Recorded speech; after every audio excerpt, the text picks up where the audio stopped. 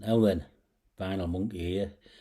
I'm trying this one out, recording it on my laptop, and I'm absolutely clueless IT wise, which you probably worked out. But I'll give this a go. I think one of the problems is anything I do hold up.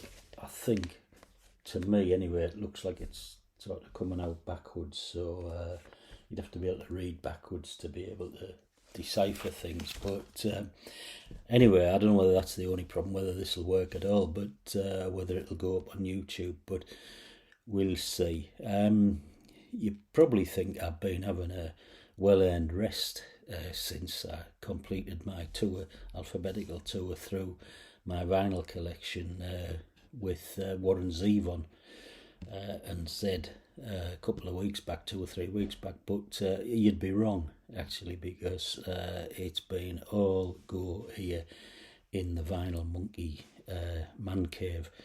I so enjoyed making those little videos that I thought, well, I'm not gonna pack up on Zed. I'm gonna do something else. And one of the things I thought about was my top tens. So I've come up with 10 top 10s that I'm going to talk about from my record collection, mainly the vinyl, but occasionally I might include some of my CD collection as well. So what I've been doing is actually just sussing out how I'm going to do this, and I've started off, and my first episode will be my top 10 albums by former Beatles.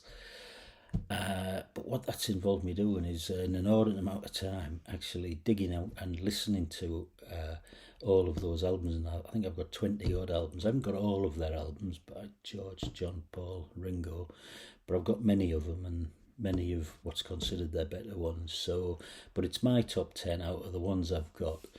But what I've been doing is trying to really listen. So listen a couple of times to each album and listen to every single track, and it just takes such an inordinate amount of time, and it's resulted in me pages and pages of notes and scores and little comments and things to help me to work out which ones I think, in my opinion, are the best albums. And I mean, that particular one's a really difficult task because it's obviously like apples and pears, George and John, or Paul and Ringo, totally different people and artists. So but anyway, that's what I've been trying to do, and I'm just about there with the former Beatles ones. And the other top tens I'm thinking of having a go at are my top 10 albums by some of the artists of which I've got most records, and they are Van Morrison. So my top 10 Van Morrison albums, my top 10 Leonard Cohen albums, my top 10 Bob Dylan albums, and my top 10 Tom Waits albums. In addition, I thought maybe I would go up my top 10 live albums, top 10 jazz albums, top 10 country albums, top 10 soul albums, and then maybe finally my top 10 album covers, just for a bit of fun. But so they were my idea for my 10 top 10s, but I could do lots and lots of other top 10s.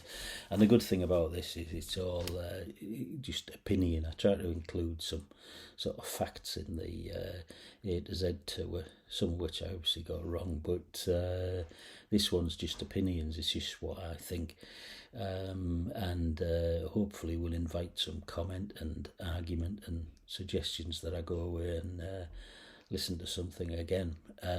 But anyway, so that's what I'm going to be doing.